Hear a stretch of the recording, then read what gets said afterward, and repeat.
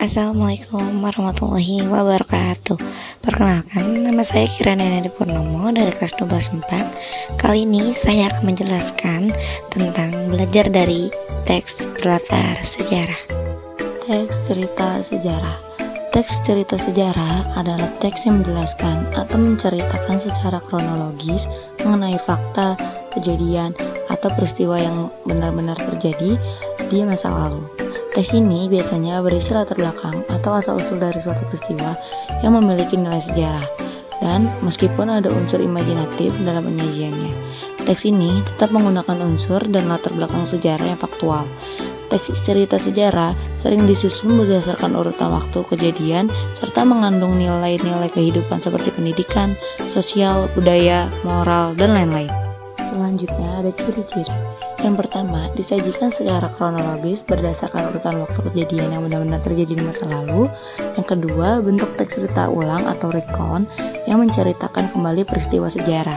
Yang ketiga, memiliki struktur yang terdiri dari orientasi atau pengenalan latar, waktu, tempat, dan tokoh. Selanjutnya ada urutan peristiwa atau kejadian secara kronologis, dan reorientasi atau komentar atau kesimpulan dari penulis bersifat opsional. Selanjutnya ada jenis teks cerita sejarah. Jenis teks cerita berlatar sejarah dibagi menjadi dua. Yang pertama ada teks cerita sejarah fiksi, yaitu mengangkat peristiwa masa lalu dengan gaya cerita imajinatif, contohnya novel, cerpen, legenda, dan roman. Selanjutnya ada teks cerita sejarah non-fiksi, menceritakan peristiwa berdasarkan fakta yang akurat, contohnya biografi, autobiografi, cerita perjalanan, dan catatan sejarah. Selanjutnya ada struktur teks cerita sejarah. Struktur teks cerita sejarah terdiri dari beberapa bagian utama. Yang pertama ada orientasi, bagian pembuka yang berisi pengenalan tokoh, waktu, tempat, dan latar belakang peristiwa. Yang kedua ada urutan peristiwa, rangkaian kejadian yang disajikan secara kronologis, mencakup pengungkapan kejadian, konflik, puncak masalah atau komplikasi, dan penyelesaian resolusi. Yang ketiga ada reorientasi, komentar atau kesimpulan dari penulis yang bersifat opsional, berisi refleksi atau pesan moral. Selanjutnya ada kaidah kebahasaan. Yang pertama, menggunakan kalimat bermakna lampau, misalnya telah atau sudah.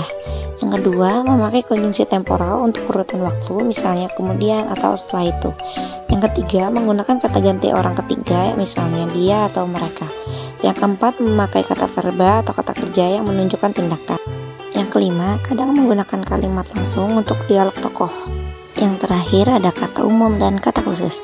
Kata umum, kata yang digunakan untuk menyebutkan objek atau hal secara umum tanpa spesifikasi. Contohnya, seperti orang, tempat, tahun.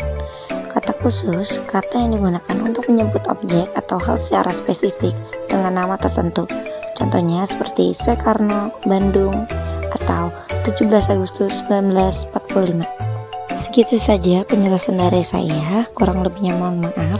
Wassalamualaikum warahmatullahi wabarakatuh.